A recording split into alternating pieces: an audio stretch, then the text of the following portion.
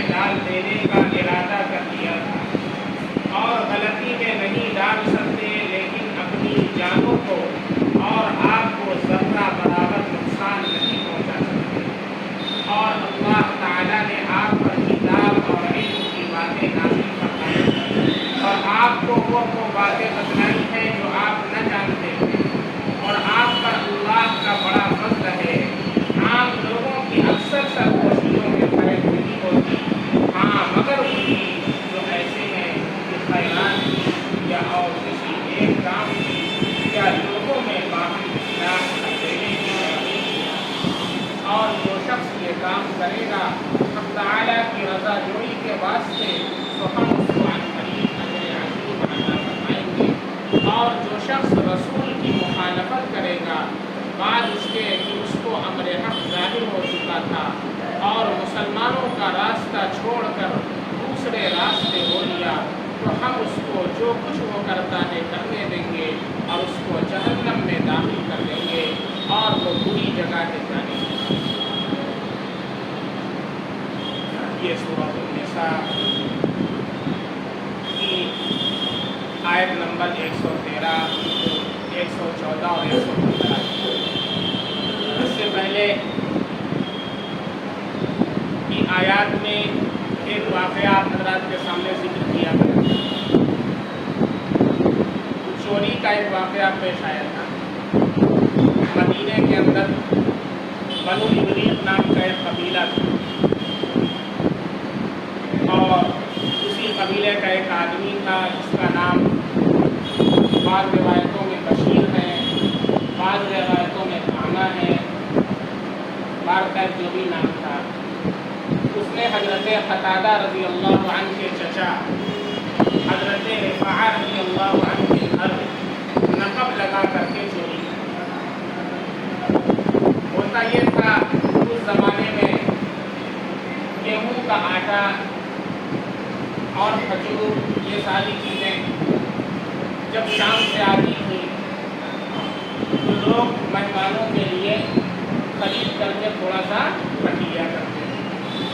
ہم لوگوں کی طرح روزانہ اور دونوں یا تینوں وقت گیہوں کی روٹی کو چھوڑیے پراٹھا اور پھر کیا کیا چل رہا ہے، یہ حالات نہیں، لیکن پھر بھی نماز نہیں چھوڑتے، پھر بھی اللہ کے حکم سے سرکاری نہیں کرتے، پھر بھی اللہ کے نبی کی سنتوں کے عاشق تھے، اور آپ کے حکم کے اوپر اپنی جان کو قربان کرنے کے لیے تیار ہیں۔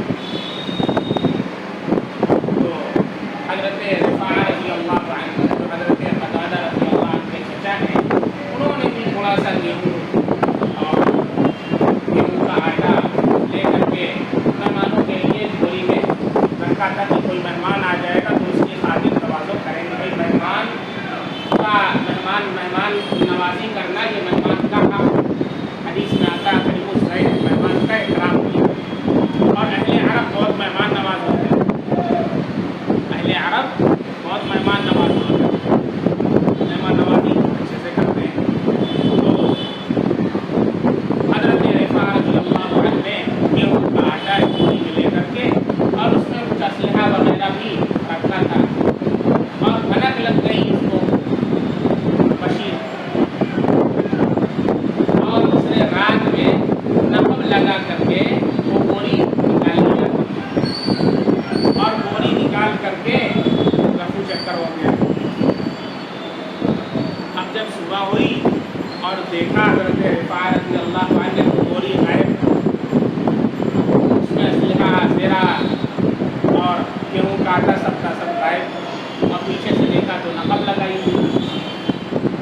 تو حضرت قتادہ رضی اللہ عنہ سے آ کر کے کہا، اور لوگوں میں جب بات پھیلی تو لوگوں نے کہا کہ بھائی رات میں ہم نے دیکھا تھا کہ وہ بنو ابریق کا جو گھر ہے اس کے گھر میں روشنی تھی، چولہا جل رہا تھا، اس کا مطلب کھانا پکا ہے۔ اس سے لوگ اندازہ لگاتے تھے کہ روشنی میں کھانا پک رہا ہے، نہیں تو ایک مہینے تک کھانا نہیں پکا۔ کہا کہ کھانا پکا ہے، اس کا مطلب یہاں سے یہ کوئی لے گیا ہے، کچھ بڑھیا بڑھیا روٹی بنا کے کھایا ہے۔ اب جب اس کے پاس پہنچے اور یہ کہا کہ تو نے یہ کام کیا ہے، تو اس نے انکار کر دیا اور کہا کہ میں نے یہ کام نہیں کیا ہے. اور اس نے اس کا الزام ایک دوسرے صحابی لبید بن سعد رضی اللہ عنہ کے اوپر ڈال دیا. جو صحابی ہیں جلیل القدر صحابی ہیں, اور کہا کہ انہوں نے چوری کی ہے. اب جب انہوں نے سنا کہ میرے اوپر چوری کا الزام لگا ہے, ظاہر سی بات اگر آپ سنے ہیں کہ اگر آپ کیا تصور ہوگا اور آپ کا کیا ریئیکشن ہوگا اگر آپ کو معلوم چلے کہ کسی نے آپ کے اوپر چوری کا الزام لگایا. وہ تو صحابی تھے, فوراً تلوار نکالی میان سے اور لے کر کے پہنچ گئے اور کہا یہ تلوار اس وقت تک میان میں نہیں جائے گی جب تک کہ یہ ثابت نہ ہو جائے کہ چور کون ہے, اس کی تحقیق نہ ہو جائے. اب یہ بات اور آگے بڑھی کہ پھر اب جب یہ دیکھا کہ ارے عمل آگے بڑھ رہا ہے, تلوار وغیرہ نکل چکی ہے, تو اس نے جا کر کے صحابی سے کہا ارے آپ تو اتنے ایماندار ہیں, آپ کیسے چوری کر سکتے ہیں, الٹا اپنی چوری کی. منافق کسے کہتے ہیں؟ دل کے اندر کفر کو چھپائے ہو اور زبان سے لا الہ الا اللہ محمد رسول اللہ سبحان اللہ الحمدللہ اللہ اکبر, اور نماز بھی پڑھ رہا ہے اور دل میں کفر چھپائے ہوئے. اور یہ صحابہ کرام کے بارے میں توہین کے اشعار بھی لکھا کرتا تھا اور دوسروں کے نام سے اسے شائع کرواتا تھا اور لوگوں میں عام کروایا. اتنا بدتمیز. دیکھا کہ جب معاملہ گرم ہو رہا ہے تو اس نے پھر کیا کیا, ایک یہودی تھا, اس یہودی کے گھر گولی میں چھید کر کے حضرت رفاعہ کے گھر سے نشان کے طور پر آٹے کو گراتے ہوئے یہودی کے گھر تک لے گیا. دماغ بہت چلتا ہے چور کا دماغ بہت زیادہ چلتا ہے نشان کے طور پر. اور اس کے بعد اسلحہ وغیرہ زیرہ جو تلوار وغیرہ تھی وہ لے جا کر کے اس کے پاس کہا کہ بھائی اس کو رکھ لو, اس کو مار لے. تو اس نے رکھ لیا. اب جا کر کے اس نے کہا کہ اصل چوری جو ہے وہ یہودی نے کی. لوگوں نے کہا کیسے؟ کہا دیکھو آٹا جا رہا ہے. سب لوگوں نے دیکھا آٹا جا رہا ہے, نشانی پائی جا رہی ہے, آٹا کو پہنچ گیا. اب یہودی کو جب پتہ چلا کہ یہ معاملہ ہے تو اس نے کہا بھائی اس نے مطلع کر کے میرے پاس میرا رکھی ہے, اسلحہ رکھا, میرے اوپر چوری کا الزام لگا رہا ہے. بات بڑی. حضرت رفاعہ رضی اللہ عنہ, حضرت قتادہ رضی اللہ عنہ, ان لوگوں نے آ کر کے اللہ کے نبی صلی اللہ علیہ وسلم سے کمپلین کی اور شکایت کی اور پوری تفصیل بتائی اور یہ کہا کہ ہم لوگوں کو دبا کسی شخص کے اوپر ہے, یہی سارا کام کیے تو بشیر نام کا آدمی ہے, یہ سارا کام کیا ہے. آپ صلی اللہ علیہ وسلم نے اسے بلایا, آ کر کے کہتا ہے کہ ارے گواہ کہاں ہے؟ کسی کے اوپر الزام لگانے کے لیے گواہی چاہیے. کسی نے دیکھا ہے مجھے چوری کرتے ہوئے؟ رات میں کیا تھا. کہا نہیں کسی نے نہیں دیکھا ہے. تو پھر کہا گواہ نہیں ہے, بغیر کسی ثبوت کے آپ میرے اوپر الزام لگا رہے ہیں. اور یہودی کے گھر تک ثبوت پایا جا رہا ہے, آٹا گرا ہوا ہے, ثبوت پایا جا رہا ہے, یہودی بھی ہے, اور آپ میرے اوپر الزام لگا رہے ہیں. نبی کریم صلی اللہ علیہ وسلم نے ظاہری علامات کو دیکھتے ہوئے قرین قیاس سے اور غور و فکر کے بعد آپ نے یہودی کو ملزم ٹھہرایا, کیونکہ آپ صلی اللہ علیہ وسلم بھی عالم الغیب تو تھے نہیں. ہمارے نبی صلی اللہ علیہ وسلم کیا تھے؟ ہمارے نبی صلی اللہ علیہ وسلم بشر, اور بشر میں سب سے افضل بشر سب سے افضل اور نبی کریم صلی اللہ علیہ وسلم تمام انبیاء کے سردار. تو آپ صلی اللہ علیہ وسلم نے غور و فکر کے بعد یہودی کو ملزم ٹھہرایا اور اس کے ہاتھ کاٹنے کا بھی ارادہ فرما دیا کہ اللہ رب العزت نے وحی نازل فرمائی. اور یہ جو پیچھے کا پورا رکوع پڑھا گیا ہے, رکوع نمبر 12, 5ویں پارے کا رکوع نمبر 12, یہ پورا رکوع اسی پس منظر میں نازل ہوا ہے. پورا تفصیل سے اس کی تفصیل آپ حضرات کے سامنے اس سے پہلے بیان کی جا چکی ہے, بقرعید سے پہلے. اللہ کے نبی صلی اللہ علیہ وسلم پر وحی آئی اور یہ بتایا گیا کہ بھائی وہ نہیں یہودی چور نہیں ہے. چور کون ہے؟ یہ بشیر ہے چور. اس نے چوری کی ہے اور سارا معاملہ اس نے یہودی تک لے گیا تو ایک صحابی کو بھی اس نے تصدیق کیا ہے کہ اصل یہ چور ہے. جب وحی نازل ہو گئی اور معلوم چل گیا کہ وہ چور ہے، آپ صلی اللہ علیہ وسلم نے اب اس کی تلاش کے لیے بھیجا تو بھاگا مکہ. کہاں بھاگ گیا؟ مدینے سے مکہ بھاگا. اب چوری پکڑی گئی، پتہ چل گیا کہ ابھی اللہ کے نبی صلی اللہ علیہ وسلم پکڑیں گے تو کیا کریں گے؟ ہاتھ کاٹ دیا جائے گا.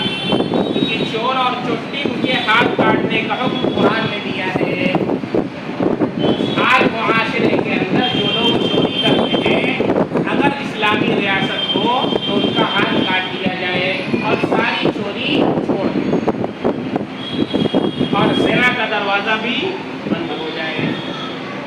مکہ بھاگ کر کے وہاں کے کفار سے مل گیا اور اپنی عادت سے باز نہ آیا، حتیٰ کہ وہاں پر بھی ایک آدمی کے مکان میں نقب لگا کر کے چوری کر رہا تھا. مکہ میں چور جو ہوتا ہے وہ جلدی سے باز نہیں آتا ہے. اس لیے کہا جاتا ہے کہ دو چیزیں چینج نہیں ہوتی، ایک تو عادت اور دوسرے سگنیچر. دونوں چیزیں نہیں بدلتی. تو فطرت جلدی چینج نہیں ہوتی ہے. جو انسان کی فطرت ہے وہ کہیں نہ کہیں کرتا ہی ہے. اللہ یہ کہ اللہ رب العزت ہدایت عطا فرما دے تو بندہ سچی توبہ کر لے، اللہ مچا.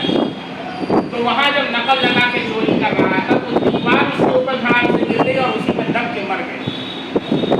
بھاگا تھا یہاں سے ہاتھ کٹ جائے گا، وہاں جانی سے ہاتھ اٹھائے گا. تو یہ پورا پس منظر آپ کے اس لیے بتا دیا کہ آپ کے سامنے بات تازہ ہو جائے، اس لیے کہ پہلے بتایا پہلا گول کیا. اب اللہ رب العزت فرما یہ کنیکشن ہو گیا، پیچھے سے ربط ہو گیا. یہ واقعہ حضرات کو معلوم ہے. اب اس واقعے کی روشنی میں پورا ایک رکوع اللہ نے بیان فرمایا ہے اور پوری تفصیل یہاں پر بیان فرمائی. اسی سے متعلق اللہ رب العزت یہاں فرما رہے ہیں وَلَوْلَا فَضْلُ اللَّهِ عَلَيْكَ وَرَحْمَتُهُ. اگر آپ پر اللہ کا فضل اور رحمت نہ ہوتا اور رحمت نہ ہوتی تو ان لوگوں میں سے ایک گروہ نے تو آپ غلطی میں ڈال دینے کا ارادہ کر لیا تھا. یعنی آپ صلی اللہ علیہ وسلم سے غلط فیصلہ کروانے کا ارادہ کر لیا تھا کہ آپ یہودی کے حق میں فیصلہ کرتے اور اس کا ہاتھ کاٹ دیا جاتا. لیکن اللہ کا فضل ہوا، اللہ کی رحمت ہوئی کہ اللہ رب العزت نے وحی نازل فرمائی اور وحی کے ذریعے دودھ کا دودھ پانی کا پانی. بات سمجھ میں آ رہی ہے؟ اس لیے اللہ رب العزت نے آیت فرمایا اور فرمایا وَمَا يُضِلُّونَ إِلَّا أَنفُسَهُمْ وَمَا يَضُرُّونَكَ مِنْ شَيْءٍ. اور غلطی میں نہیں ڈال سکتے لیکن اپنی جانوں کو اور آپ کو ذرہ برابر نقصان نہیں پہنچا سکتے. ایسے ایک مرتبہ آپ صلی اللہ علیہ وسلم کسی یہودی کے قبیلے گئے تھے تو آپ کو ایسی جگہ بیٹھایا پہاڑ کے نیچے اور اوپر سے پلان کیا تھا کہ پتھر کو گرا کر کے نعوذ باللہ صلی اللہ علیہ وسلم کو ہلاک کر دیا. آپ صلی اللہ علیہ وسلم کو اللہ رب العزت نے بتا دیا اور آپ صلی اللہ علیہ وسلم وہاں سے اللہ فرما رہے ہیں حفاظت آپ کی کون کرتا ہے؟ اللہ. فرمایا وَمَا يُضِلُّونَ إِلَّا أَنفُسَهُمْ. اور غلطی میں نہیں ڈال سکتے لیکن اپنی جانوں کو. آخر اس نے غلطی میں ڈالنا چاہا تو خود مر گیا. وہ منافق خود ہی دیوار کے نیچے دب کر کے مر گیا. فرما رہے ہیں اور غلطی میں نہیں ڈال سکتے لیکن اپنی جانوں کو خود ہی اپنے کو نقصان پہنچا رہے ہیں. وَمَا يَضُرُّونَكَ مِنْ شَيْءٍ. اور آپ کو ذرہ برابر نقصان نہیں پہنچا سکتے کیونکہ آپ کی حفاظت کون کر رہا ہے؟ چنانچہ ہجرت کی رات کیا واقعہ ہوا تھا؟ سارے کفار نے آپ کے مکان کو گھیر لیا تھا اور ہر قبیلے سے ایک بندہ، ہر قبیلے سے ایک بندہ. کیوں؟ اس لیے کہ آدمی کس سے بدلہ لے گا. اگر ایک خاندان کے لوگ ہوں تو ان سے بدلہ لے سکتا ہے لیکن ہر قبیلے کا ایک آدمی ہے تو پورا قبیلہ اس کی حمایت میں کھڑا ہو جائے گا. تو پھر کس سے انسان بدلہ لے گا؟ اللہ رب العزت نے حفاظت فرمائی کہ نہیں فرمائی؟ سورہ یاسین پڑھی ہے اور ایک مٹی کے اوپر دم کیا ہے. حضرت علی رضی کہ اللہ ان کو اپنے بستر کے اوپر سلایا ہے اور مٹی کو یوں پھینکا ہے، سب کے سب اندھے ہو گئے۔ ساری تدبیر ان کی اور سارا مکر و فریب دھرا کا دھرا رہ گیا۔ نبی کریم صلی اللہ علیہ وسلم انتہائی شان و شوکت سے چلے گئے اور وہ سب کھڑے رہ گئے۔ صبح فجر کے بعد جو ہو گیا، ارے آج باہر نہیں نکلے کیا؟ دیکھو تھوڑا کام کر کے تو دیکھیں، لیٹے ہوئے کیا معاملہ ہے؟ اندر گھسے، دیکھا چادر ہٹائی، حضرت علی رضی